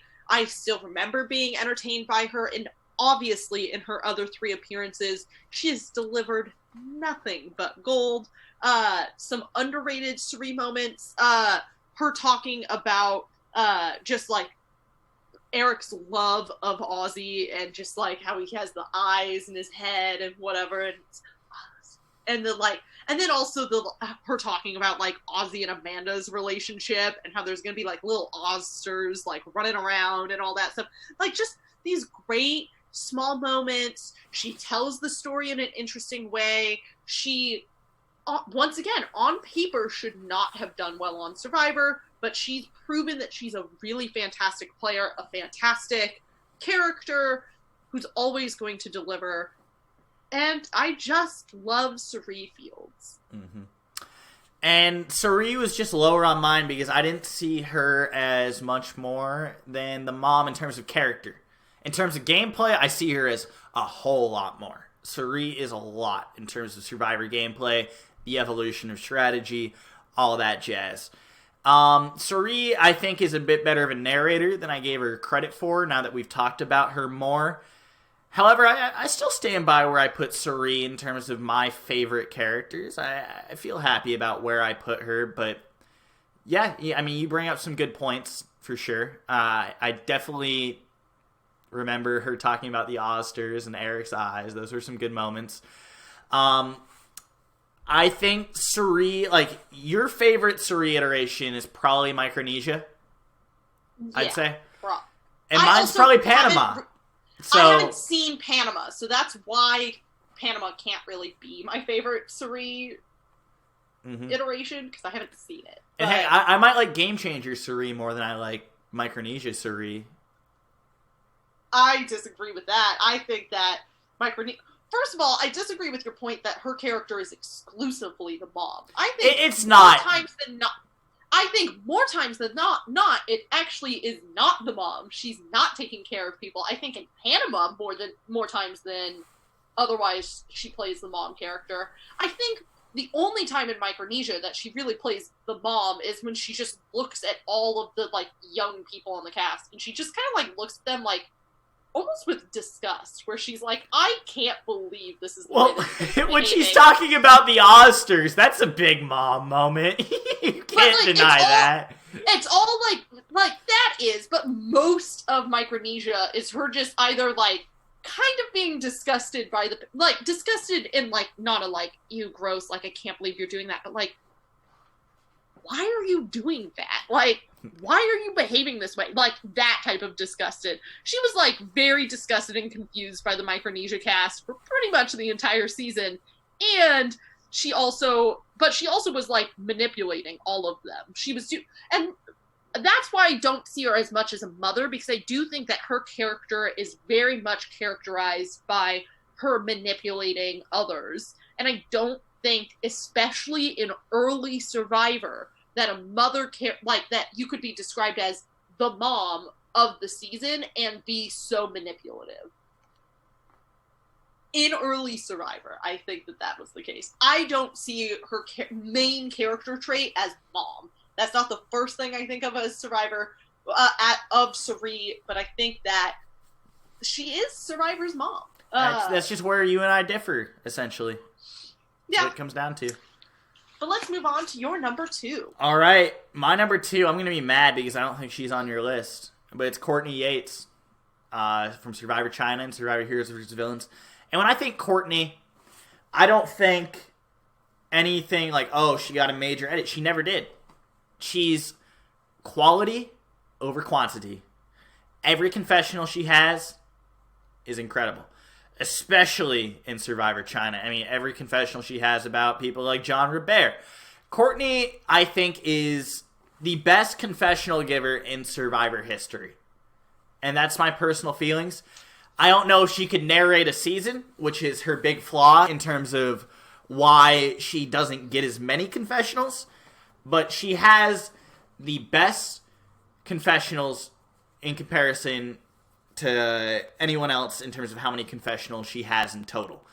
Every confessional that Courtney has, she had 4 on Heroes vs. Villains, but people still remember that Courtney was there because every confessional of hers was so memorable and everyone loved it. And Courtney is also the type of person that I typically don't feel like I would feel super compelled to enjoy on my TV screen, because Courtney is typically just someone who you would see coming into a season say, oh, they're just going to be like a side character. Someone's going to string them along. Sure, maybe Courtney got strung along a little bit, but she did make some gameplay moves in China. And even if she was strung along, she turned out to be one of the best supporting alliance members we've ever seen, because we don't see supporting alliance members do much in a lot of ways, where it's either they're usually going to talk about how they want to be at the top or they're playing the better game, or we don't see anything from them. Courtney, we never saw any of that. Oh, I should be at the top, or we don't see anything of them. What we saw of Courtney was she'd come in with her confessionals and she'd just make us laugh. It's a perfect side piece to anyone in Survivor. She's perfect complementary casting. And it made me have a soft spot for Courtney. And you see this even in live shows, like the Survivor reunion. She's absolutely hysterical. On Ponderosa, even, she was funny with the band in Heroes vs. Villains. The Dragons. Absolutely hysterical all the time. Some of the best comedic relief we've ever seen. I love Courtney. I agree with all your points. I haven't seen the post-merge of China. That's why Courtney's not on my list. That's all I gotta say. Like, she is fantastic. I remember her a lot from Heroes vs. Villains, even though she only has 4 confessionals. I think she's really a great character, and I think that she very easily could be on my top 20 list once I finish China. She would. You need to finish China, by the way. It's one of my favorite seasons. I know it is. But, I don't really have anything to add for Courtney. I think you've really covered everything when it comes to her. That's it. That's all I got. Mm-hmm. All right. Well, then let's go ahead and move on to your number 2 then. My number 2 is, of course, Tony Vlachos. Tony Vlachos. I'm supposed to talk Lamar. Yeah. You said his name. I mean, I didn't say anything. I just my fingers slipped. Tony Vlachos is obviously, in my opinion, the second best character that Survivor has ever had. I watch Tony videos when I'm sad and need to be cheered up. Like, that's how much I love Tony. Tony is, even though he was kind of aggressive and he was kind of mean, it was always in a light-hearted way. Like, he was never really, attacking people's, personal lives. He was attacking, who Cass was as a person, but even when he did that, it was, in a fun, lighthearted way. Which is what's so crazy about Tony, is he's such a villain, but he's so lighthearted and fun, and he also sounds like he lives the most boring life. And then he comes out on Survivor, and he's the most interesting person. He's such a weird... He's just so weird, and I love it. And I don't know where they found him. Did he apply? Was he recruited? I don't care either way. It's just, Tony is everything. I could watch just a 7-hour video of Tony, just being Tony, and I'd be in my happy place. That's my version of the good place, actually. It's just Tony Vlachos. That's it. Tony Vlachos is my good place. And I think that's the best way I can sum up my argument on Tony Vlachos. So even though we're both going to hell, most likely. Yeah. If you go to heaven, you want to be right there with Tony. No, I just want basically almost a animatronic Tony who's very lifelike and real and just is running around doing Tony stuff all the time. But I also think that my version of the bad place would be just Tony, like a demon dressed as Tony, insulting me for the rest of my lifetime. I think that would be probably the case. So Tony's going to be in your afterlife no matter what. Almost definitely. Like, he's in my good place or my bad place. We'll find out. He might not be in my medium place. But... All right. We'll see. Anything else you got to say about Tony? Because I feel like I've said everything I need to. Yeah, I don't think... we all know Tony. We don't need to defend our placement of Tony anymore. We all know why he's here. Mm-hmm. Let's move on to number one. Before we get to number one, I'm going to get into some quick honorable mentions. Then I'm going to recap 10 through 2. And I'm going to go with the last two cuts. There were 6 people total. I already mentioned Boston Rob, James, Christian, and Rick Devens. The other 2 I had that were final cuts for me were Terry Dietz. I think he's like a great Captain America. Just didn't make my list. And Eliza. I think Eliza was always just super fun to watch on my TV screen. Just unfortunately did not make the list. Do you have any honorable mentions that you'd like to bring up? Nope, no honorable mentions for me. All right. So recapping 10 through 2, I've got Cochran, Rudy Bosch, Johnny Fairplay, Keith Nail, Tyson Apostle, Angelina, Coach Wade, Tony Vlachos, and Courtney Yates. Who are yours? So, my 10 through 2, my 10 is Malcolm. My number 9 is Michaela. Number 8 would be Devens. Number 7 is Boston Rob. Number 6 is Johnny Fairplay. Number 5 is Sandra. Number 4 is Parvati. Number 3 is Sari. And number 2 is Tony. All right, I'm getting ready for my number 1. Do you know it? No. You don't know it? Oh, no. I'm sad you don't, because number 1 is the best one-timer, and this is the ultimate soft spot I totally have, but I don't care. I think I know. I'm going to make my pitch. It's Shane Powers from Survivor Panama. Is that who you thought it was right in that moment? Yes, it is. Yeah. Shane Powers is the one person in Survivor that has made me enjoy myself on my TV screen every single second that he's been on the TV screen. Every single episode, I have always looked at Survivor Panama and said, Shane made me have a good time watching this episode.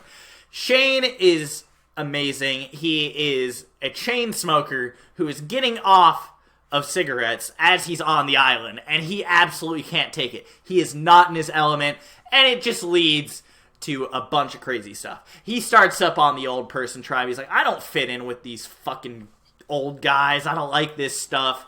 Terry, Bruce, Dan Fuego, I don't fit in with these guys. Then we get the tribe swap. And immediately, right when he's getting drafted in the tribe swap, somebody refers to him as the cool guy. And he gets start feeling himself, runs up, dancing up to the fucking tribal line, getting ready to be on the best tribe in Survivor history, Kasaya, carried by who? Shane Powers. And as Shane's getting into it, he is immediately making an alliance with Ars, Courtney, Sari. No, he didn't make it with Sari. Ars, Courtney, and Danielle. And then Sari kind of gets dragged along in there. And quickly they realize this is the most dysfunctional alliance ever. Him and Courtney start beefing the entire time. And he is absolutely hysterical. He is not letting up. Later on in the game, he goes on to say that he's going to go up into Courtney's apartment and kill her. I mean, he is just absolutely insane. He's got his BlackBerry that he texts people at home from. His stump. He's sitting on his stump on his BlackBerry, and it's just this wooden tablet. You got Shane going naked as Bruce is getting medevaced, and he's asking the producers, hey, do I need to put on clothes here? Or, like, is this fine? Can I carry Bruce on this stretcher and help you guys as I'm naked? Or do I need to put clothes on? They're like, oh, that's fine. So Shane's just naked the whole time that Bruce is in pain, very constipated, but Shane's just naked, making you laugh about the whole thing, even though you feel sorry for Bruce. You're laughing. And finally, we've got the moment where Shane finally realizes that something might be wrong with his penis. And he needs to ask Suri for help. So he makes Suri examine his penis on the island to make sure that it's not infected, it's not messed up, because Suri's the nurse. So that's what Suri needs to do. And then Shane, unfortunately, ends up getting blindsided late in the game, and it makes him angry. It is a crime that Shane Powers has never returned to our TV screen, because he is the best in terms of how many episodes he makes you happy. Shane Powers is my number one. I obviously understand why you put him there. I haven't seen Panama, which is why he's not on my list. I know you love Panama, and I need to watch it. But how old is his son now? Could him and his son do Blood versus Water? Because that would be good. He could. I think, yeah, that's another element of Shane's character that I totally glossed over. But at the same time, you see, he's a very caring father, and he absolutely loves his son. It's great to see. I believe Boston is in his 20s at this point, so they could play together. However, I think Shane came out and said that he does not want to play a Blood vs. Water season with his son. So I think... And he's also kind of fractured his relationship with casting, which is another thing that hurts him getting back on. Yeah. Because I was about to say, I think the only way we'll see Shane Powers again is in a Blood vs. Water season. So if he... Y'all should have voted him in second chance! God! And also, he was supposed to be on Heroes vs. Villains, but was taken out last second for Russell Hantz. Yeah. So it would have been a very different season with Shane Powers instead of Russell Hantz. Yes. But it still would have been amazing, and that's the sad part. It would have been such a weird season. But I don't really have much to add, since I'm not as familiar with Shane Powers. You did a great job explaining him. Great character. Yeah, you can't tell me in the comments that Shane Powers is an awful character. He is number one, and I don't even care what Madison says, even though I know it's Coach. He's number one. And you're right. Coach is my number one. I wasn't going to sugarcoat it anymore. Coach is my number one. Coach is the best character that has ever been on Survivor. We've gone 3 distinct iterations of Coach. They're all completely different. Coach 1, Tocantins coach, complete asshole. And totally not self-aware because he'd never seen himself on tape before. And he is just insane. He's the Amazon story. Insane. The exile scene. Insane. Just every moment of Coach is perfection. Just, he's constantly making me laugh. He's not doing anything that's... He is, like, kind of mean to people once again, but he's just clueless. That's really the thing with Coach, is he's just a fucking idiot in Tocantins, and everyone's laughing at him on screen, behind his back. Honestly, they could have laughed at him to his face, and he wouldn't have, like, noticed. Like, that's how in his own world Coach was in Tocantins. Then we get Coach 2.0 in Heroes vs. Villains. This is self-aware Coach, but the least entertaining Coach, in my opinion. Because most of his arc is, I don't want to be seen as the jackass that I was seen in Tocantins. And it's him really actively trying to not be that person. And you can see it. The most interesting part of Heroes vs. Villains is his relationship with Jerry, which is, once again, so interesting. It's just, like, you wouldn't have expected these two, not necessarily to get along, but to vibe so hard with each other. And, like, the sexual tension between those two was there. It was present. It was intense. Like, once again, very interesting storyline that we see Coach in. And him also just, like, once again, we see him grapple with his morality there a little bit more. And then we get Coach 3.0, which isn't the most entertaining Coach, but it's the most fascinating Coach. And it's the cult leader Coach. That's what we get in South Pacific. And South Pacific does leave a bad taste in my mouth. It is entertaining, but it does leave a bad taste in my mouth because of the way that they use religion as a game tool. But it's fascinating to watch. And even then, you still see some of those jackass coach moments slip by, like the first episode of the season where he hears that Sophie studies Russian and he has to show off and show that he knows some Russian. And just like small moments of that, you're like, the coach we know and love is still here, but we're not going to get much from this season. And I'm okay with that because he was still crazy entertaining. And I still enjoyed every moment I saw of Coach that season, even if some of them left a bad taste in my mouth. And if we saw Coach a fourth time, he'd be just as interesting. Apparently, he was called to be on Edge of Extinction. That would have been a weird season to have Coach on, but I would have been here for it. Anytime I can get Coach on my TV, I'm going to be happy. Anytime I can get Coach on any piece of media. That one time he did an RHAP interview on the treadmill, he did the entire podcast on the treadmill. Why? I don't know, but it's amazing. And that's what I love about Coach, is that I don't understand a single decision he makes in his life. But I love all of them. And I will never not be entertained by Coach. And that's the glory of it. Even when he's literally a cult leader, I'm still like, fuck yeah, give me more Coach. I want more Coach in my life. And that's my case. Yes. For Coach being the best Survivor character there has ever been. Coach is, it's tough to even put into words how absolutely insane of a character Coach is, but I think you nailed a lot of the points that are really important, that even at Coach's lows, you're here for more Coach. And that's something very important. I didn't know that he was actually called for Edge of Extinction, but he said that when he was on RHAP for Edge of Extinction. He was like, they called me for this season. And even Rob was like, why? I knew they called Danielle DiLorenzo, which would have been really weird too. But that would have been weird. Wow. That's I don't know if I would have wanted Coach out there or not, but I probably would have, just because it's Coach. But like, wow. Okay, that's. I think we gotta leave it on everyone thinking about how Coach would have been on Edge of Extinction. How do you think Coach would have bonded with people on Edge of Extinction? Tweet at us or leave it in the comments. Just wanted to let you guys know about what we've got planned for next week. Trying to wrap this up because we're really close on time as well.